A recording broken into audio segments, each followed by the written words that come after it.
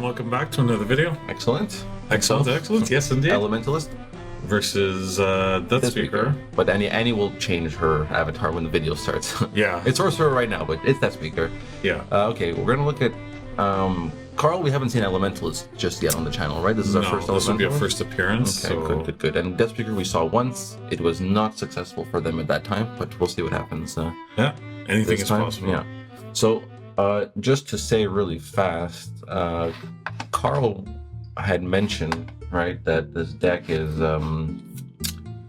originally invented by a player named Moth, yes. Who created the deck. Apparently has since moved on to, I think, Archimago, but ultimately is the brainchild behind this deck, which heavily inspired Karl's build. So that's what we're looking at today, and let's take a look at what he's got. So Elementalist is interesting because it lets you be greedy, right? Yeah, it lets you be a little, have a taste of little, of all the good cards from each color, each threshold there. Threshold, yeah. It's interesting because we were mentioning the water control decks typically have an issue with card advantage, but card draw, Card draw, but in this case, it's not so much about card draw. It's more like you can be a water control deck. You can call yourself a water control or a shark control, which is water to me. Yeah. But still play the best cards, the best control pieces from every other element, because your Elementalist provides you that. Yeah, exactly. That leeway, right? So I mean, let's look into, because its passive ability is you gain one of every threshold. So you just start the game already. Exactly. So like it could be really powerful early game. So Karl's favorite.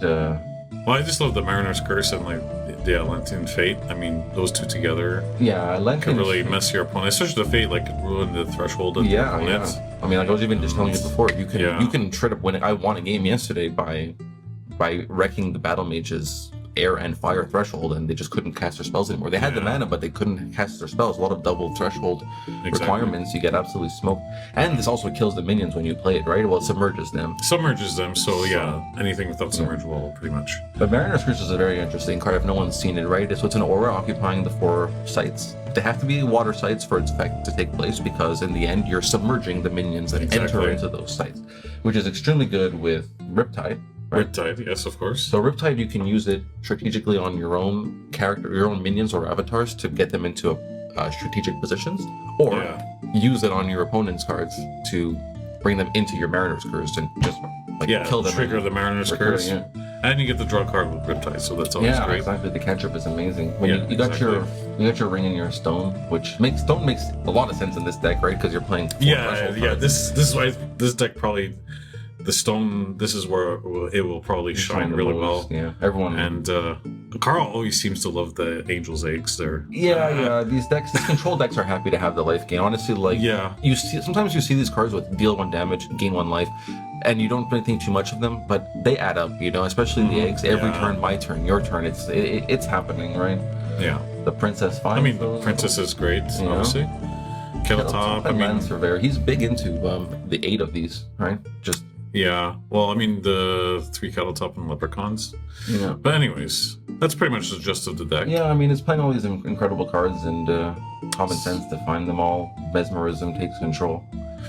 I mean, look, it's a control deck.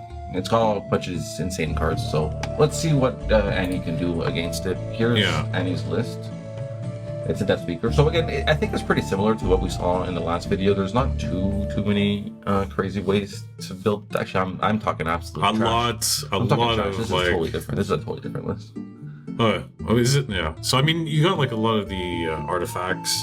You got the Highland Princess to fetch pretty much anyone that you want. I have noticed with Deathspeaker. Well, most of them anyway. But I've noticed with Deathspeaker that they are playing more artifacts than I've seen in some lists. I don't know if that's like a coincidence or not, but the Amulet of Ninian, we haven't seen this yet, and it really intrigues me as a card. I really like it in Witch, right? Like when you're trying to make prison, a pillow fort around her, and then protect her by they can't get in, and then they can't target her, they can't shoot her. So exactly. I'm happy to see this card finally on display. I'm really I have one, but I had never found a deck to really put it in. Yeah. I also like the mechanism, kind of like all the random outcomes, especially with your lightning bolts. Yeah, lightning bolts. I mean, what else is? I guess Ray's dead, right? Wow. Yeah, exactly. You can pick the minion now. Yeah, That's no exactly. joke, especially in Deathspeaker. I am really excited to see this card, Rita Gara. Now, I don't know what it's necessarily doing, but like, I'm curious to hear from Annie if there's a reason that it's in this Deathspeaker deck without a Genesis ability. I don't know if she sees something that we're missing here, but like, I've played this card. It surprises your opponent. They will move almost all the time. They will attack almost all the time, and most of the time by turn 6, their minions are tapped because of movement or attacking or something. Exactly. And then this comes down out of absolutely nowhere and just shuts their whole board down. It's I kind of like this card. I mean, someone played it against me, and it's just like you said, it just really surprises you. And you're like, okay, what's my plan B? And if you have like no cards or like one card in your hands, yeah, it's now you're having to like try to fetch, and if you have no way to deal with it, to get it off the board, it kind of like paralyzes you because like nothing else untaps. Right. It's kind of, I mean, I think it's really to deal with like a lot of those other decks that have like smaller minions on the board that just constantly come in and ping for 1 or 2. Mm-hmm. And this is like a great way just to kind of deal with that.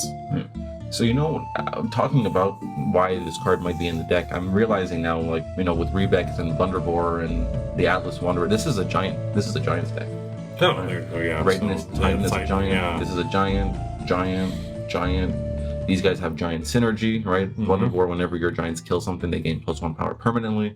Your hereby guys have charge. Yeah. So, anyways, it's going to be interesting to see this version of Deathspeaker. I thought it looked similar, but no, it's clearly different. So, very interested to see what's going on here. All right, let's get into the game. Yeah. Okay. There we go. So yeah, so there you go. Annie-Pier Deathspeaker. The proper, I know. I know that people are like, no, that's not the right avatar. Don't worry. And I mean, playing against Annie a few times, she's always like trying to like tweak cards all the time. Yeah. Like Karl too is like every time a Karl shows up, he's like, oh, I changed this, I added this, this. So, but that's what's so I good. think that's all of us. But Yeah, for it's sure. But it's also what's really good about meeting up every 2 weeks is you can actually test your decks quite often and see what works, see what doesn't. Come home and make tweaks. I mean, we usually play for like 4 or 5 hours. I mean, sometimes we get there at 6 hours. Sometimes we get there at 4 or 5, and we leave at midnight. Sometimes it's like we're there. Like that's your whole day, right? Well, I remember our last game last week. At the end, we were just your mind is kind of like mush. Mushy. It's like staring. Well, you're in a dimly lit place, drinking some people, and then you're playing for 8 hours straight. Like it's Yeah. Okay, so Karl has a card in his hand that's one of the Sirs. So we're gonna see in a video. I think the next video is a Templar deck, and he's got one of those knights in there. So at first, like for me anyways, I was thinking all these knights go into Templar decks. But no, some of them are actually good enough that they can just go into, other avatar decks. So like, for example, he's got Sir Lamorak. Okay. Which when it's in his hand, we'll see it at some point. When it dies, it strikes every nearby enemy. Yeah, okay. And it's like, what the heck? great. Yeah, like, it comes in, and first of all, I think it has 4 power too, 3 or 4. But anyways, it's well statted. It does its thing, and then when it dies, it just like full like whirling blades swings around in a sense, right? So it's Does a really it strike all card. other enemy minions? Yeah, enemies, yeah. Okay, so enemies, units, like enemy units. Enemy units, Yeah. okay. I mean, I could be wrong, but I'm almost. Yeah, I think you're right. I believe so. So I think starting off strong with the Philosopher's Stone. I mean, that's a great card to get early game. And I like this card too, the Leprechaun. It's kind of like you have a body on the board. It attacks for 2. It attacks for 2. They could block, yeah. and then even when it dies, you draw a sight. So I mean, it's like really great. Its comparison card is the Land Surveyor, which when you play it, like the Genesis, draw a sight. Mm-hmm. But that only has 1 power. And the thing I've noticed playing against the Kettle Top is that, like with the 2 power, I mean, it kind of adds up, Yeah. And then like you kind of want it dead, and then you realize that when you go to kill it, they benefit from it. So it's like, they don't get the immediate benefit like Land Surveyor. So at first when they play it, you go, okay, it's just a 2/2. But then you realize you have to kill it. And then when you kill it, it's like, oh shit, I gave them value. Like, I wasted all this time on a 2/2 and I gave them value. So it's a good card. It's a good card. Okay, there's Karl's egg. Mm-hmm. I guess he's playing it on his avatar side, which is why. Anytime I think that's like, I'm not sure if that's other play groups, but anytime we play like any of the cores or anything on the avatar side, we just put on the left-hand side to kind of like free up the board and not flood it too much. Yeah. Sometimes it could kind of get a little messy. So okay, so you see how Annie is building her site placement as Deathspeaker. This is honestly the avatar that I've done this the most with. Is build horizontally instead of meet in the middle, because I mean you're essentially you're either playing the Thundering Giant Summoning Sphere one, where the idea is I need to get to turn 4,000 with 18 cards in my hand so I can just kill you one shot, which means I want to make you build into me. Even if you cut off my my spaces, it's like it's still taking you extra time to get to me. Exactly. And when I want to draw 18 million cards, I need all that time. So that's like, and I noticed Deathspeaker kind of does that. So even though she's not playing that version and she's playing these giants, they cost a lot. So it's a similar concept where she needs to get to that point in the game. You know, she needs to get that.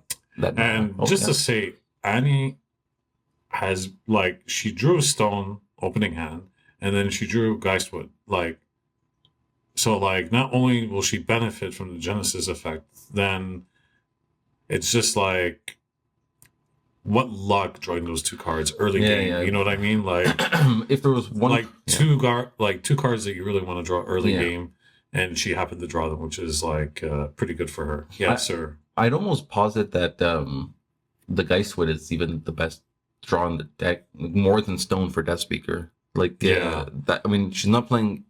Okay, there is a Thundering Giant.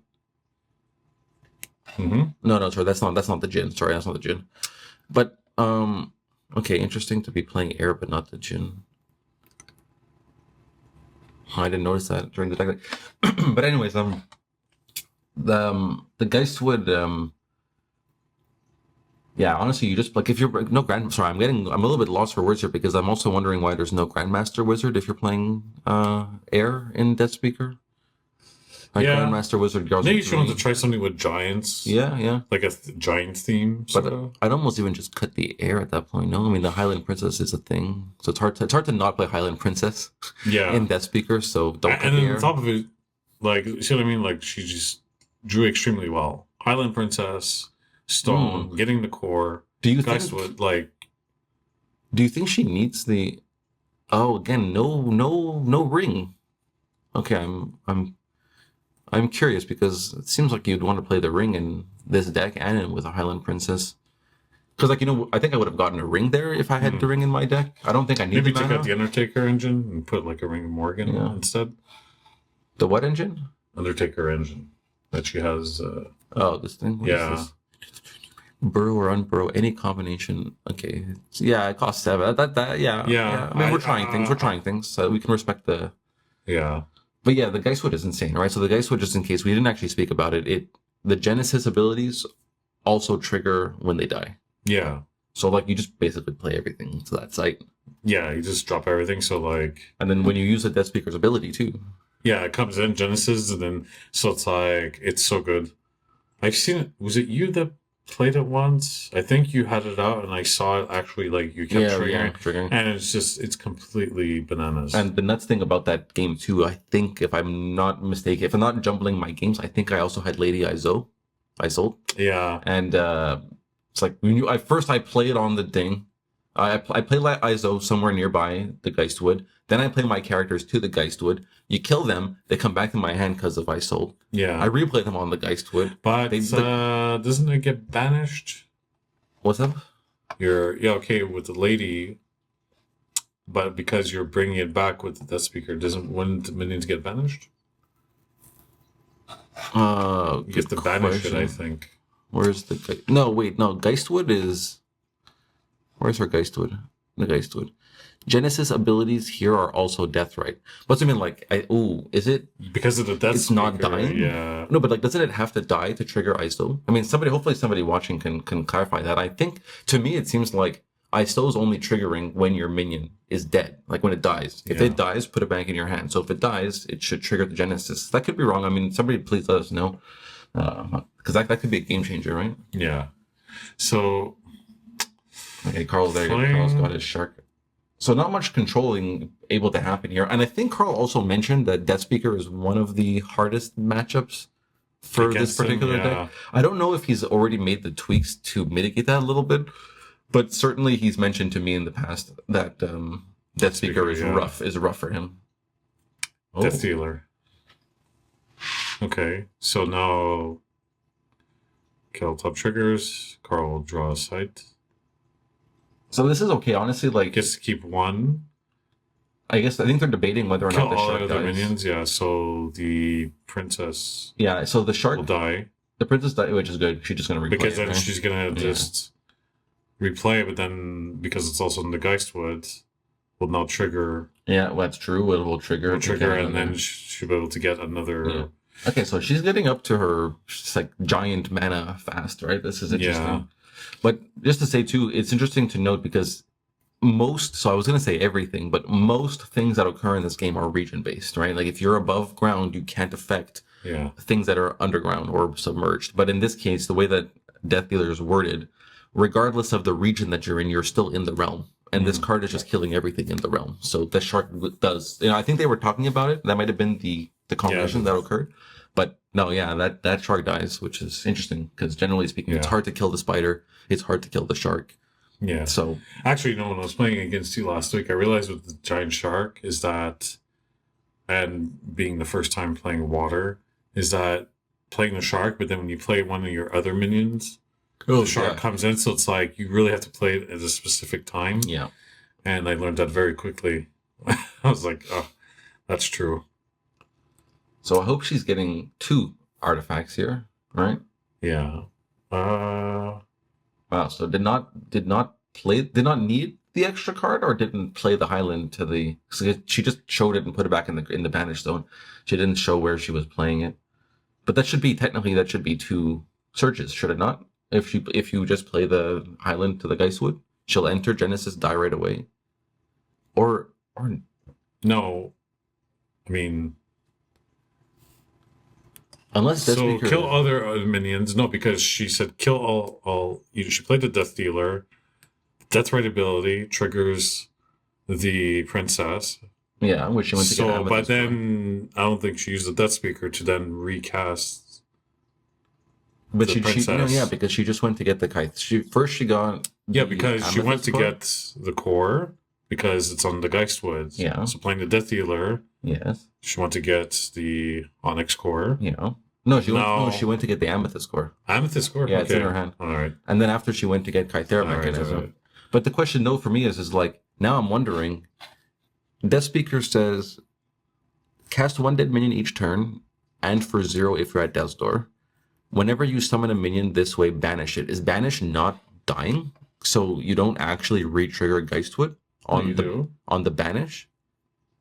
Because it's like banish is, you know what I mean? Like, yeah, that's right. So you wouldn't. Because banish is like exile, right? It's technically like in Magic, right? It's not dying. If I start to plowshare you, you're being exiled. You're not dying. Yeah, it could be. So maybe actually we've been playing Geistwood wrong, and when you re-summon with the Deathspeaker, you don't get the Genesis when it dies because it's not dying. Oh shit, that's like actually a pretty big deal. Yeah, we might have to look clarifications for that. Yeah, let me see if. But the Geistwood is still pretty good. No, because I think it's beneficial for the Genesis effect. So when it comes in, the Genesis will still trigger. Yeah, will still trigger. And then immediately get banished. So yeah, I think the Geistwood in that sense probably is. It's still a very good card. But oh, for sure. Yeah. No. We're not trying to discount the card in any way. It's just more like it's more to say, damn, I think I've been getting way too much value off of that card because probably.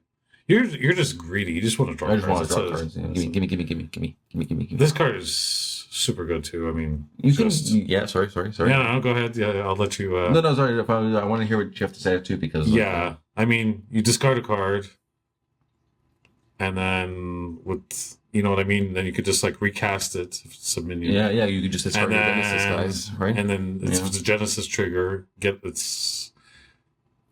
It's completely busted, yeah. So whenever it enters a corner of the realm, draw a card. Okay. Yeah. I mean, look, that's pretty cool.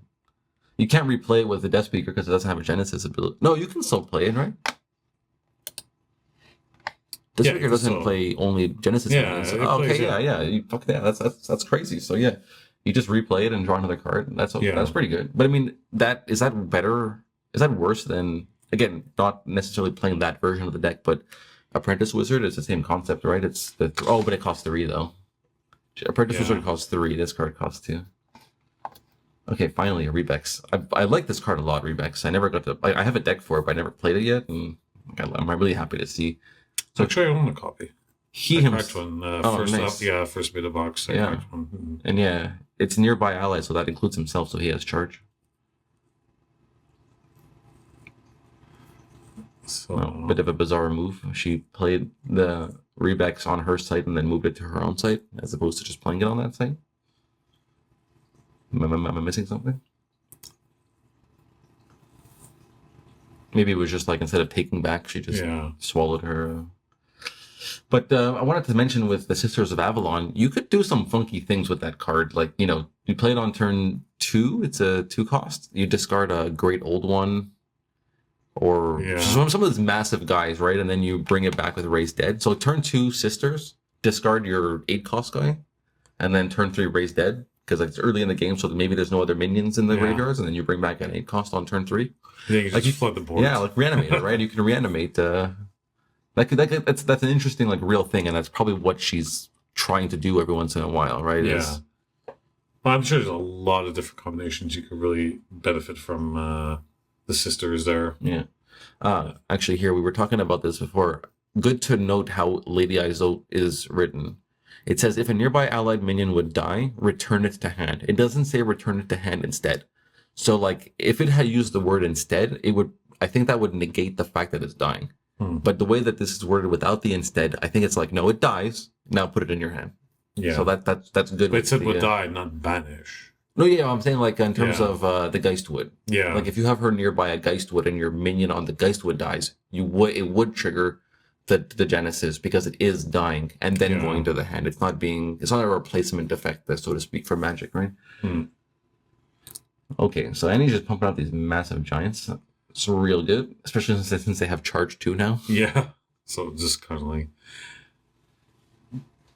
Oh, you know, it's possible that Annie moved the Rebex over because she realized that the site she played it in is facing a water site, which is scary versus a shark control deck, right? Yeah. You can pull it in with Riptide, and then who knows what happens after that. Yeah, Karl's really big on that card, Riptide. Yeah. Just amazing. He's used it against me a few times. Yeah, so the deck list was submitted as Shark Control, but I've heard him say that sometimes he just calls the deck Riptide Control. Yeah, pretty much. So. Yeah, was you last time that played Feast for Crows and you just took out all his Riptides? Yeah, we played 3 games, and the first 2 I just couldn't keep up. And then the third game I was like, no more, and I Feast for Crow to Riptide, and it's almost...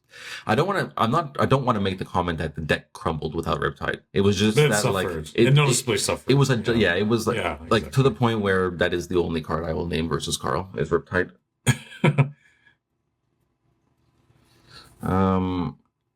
Okay. I want to mention Grid 12, the Island Leviathan. We didn't say anything when it was played, but it is very easy, especially for when we're starting, like, you know, we're getting there with the game, but it's still fresh, it's still new and stuff, and it's very easy to forget about some of these cards that are on the board, and Island Leviathan is definitely one of the ones you don't want to forget about. Yeah. Because out of nowhere, especially with Annual Fair, when he can filter his mana into Water Threshold, that thing becomes an 8/8 out of nowhere. Yeah. And the next thing you know, you just got smashed for 8, and there's a shark in play, all kinds of stuff. So if anyone plays Island Leviathan, do yourselves all a favor and don't forget that it's there, because you will just lose to that Especially card. if you see like an Annual Fair on the table and you're just like, this is going to be...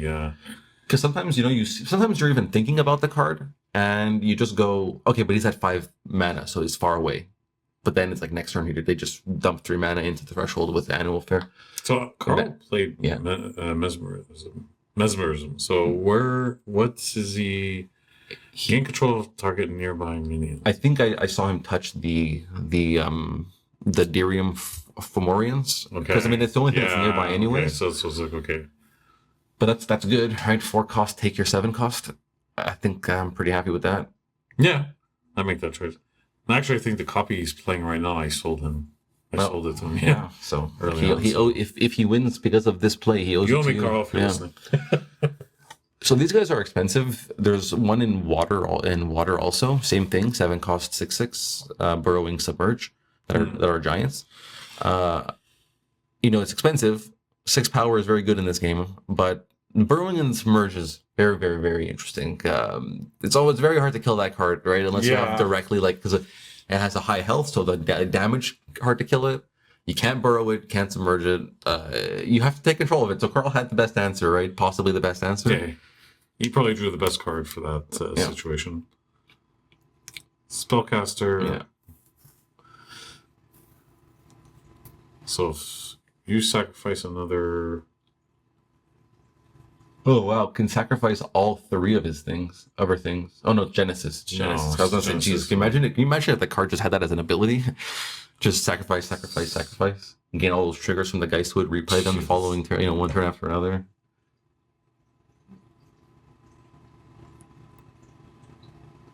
Okay, she's sacrificing the Death Dealer, which would kill everything. Yeah. Hope she didn't forget to draw a spell by doing that. I didn't see if she drew a spell or not. Yeah, good. Okay.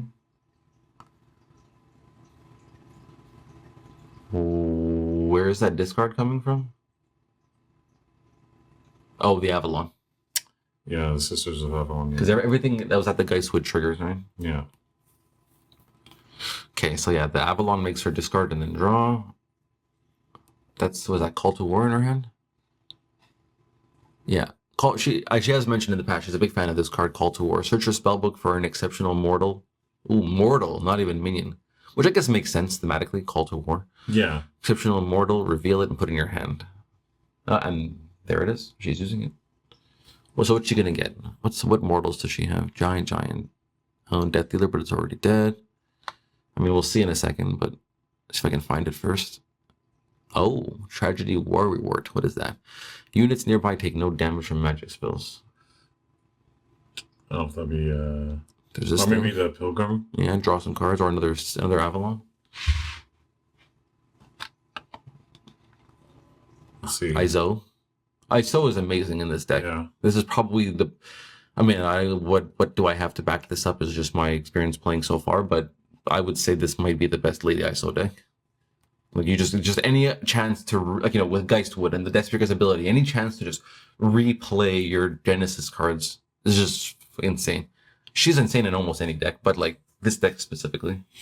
So it gets to draw another card. Now, interestingly, right, that Wayfaring Pilgrim, you wouldn't draw a card when it dies. It's not Genesis. No, it's not Genesis. So,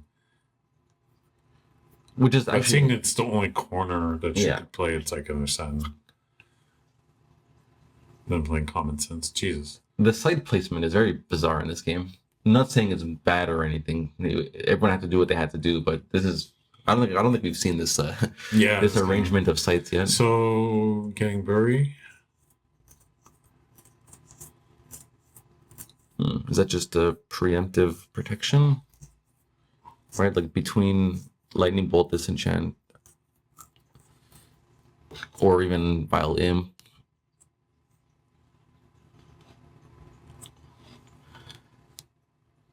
Yeah, you see, the Leviathan comes out of nowhere, and like now it's just going to attack for 8, like next turn, right? Just attacks for 8. Yeah. I mean, if he wants to go that route, but.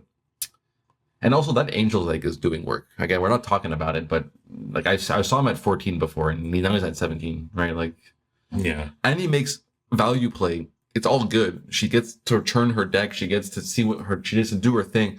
But those value plays come at the cost of, oh, there you go. He animated the Leviathan. Those value plays come at the cost of, like putting pressure and attacking Karl. So that lets him just gain life, every turn. Yeah.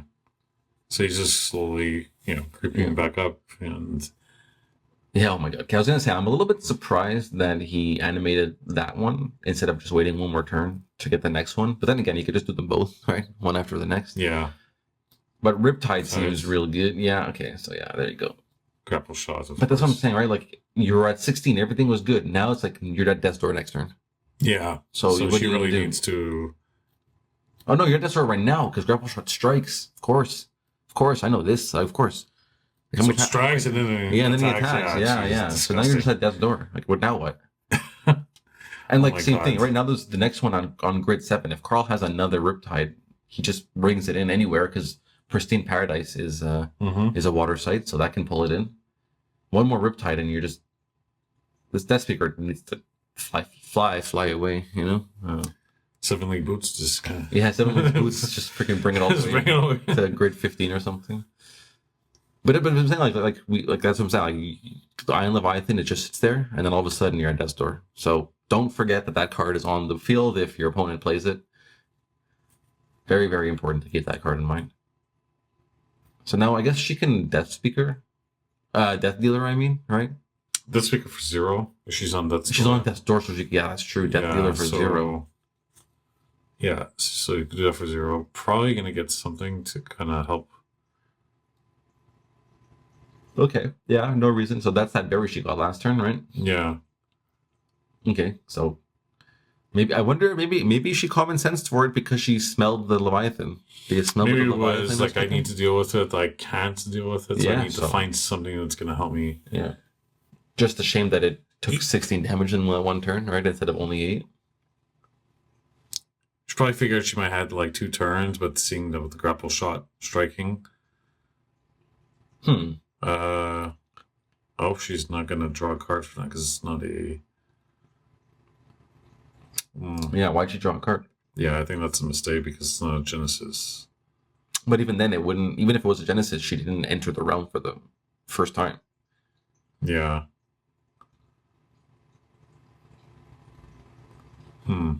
Interesting. Unfortunately. Well, we'll have to mention it where maybe they'll show. Yeah, it's looking like she might be in a little bit of trouble here. So maybe it doesn't matter too much. Or maybe she's like you and she just cheats. Just cheats, yeah. Yeah, just cheats. Well, I mean, look, the easiest way to win. I mean, is hey, look the other way. Draw a card. Yeah, draw a card. Hey, want a drink? Draw a card. Draw a card. I was polite to you. Draw a card. Can you show me your deck box? Yeah. Just draw a card. So, I mean, yeah, this is great. I mean, her hand. That doesn't. Sorry. No, just being able to play that, and your opponent not being able to tap other minions, but Karl can still Riptide. Oh, he just had lightning bolt. Oh my god! And she shows that she had the amulet.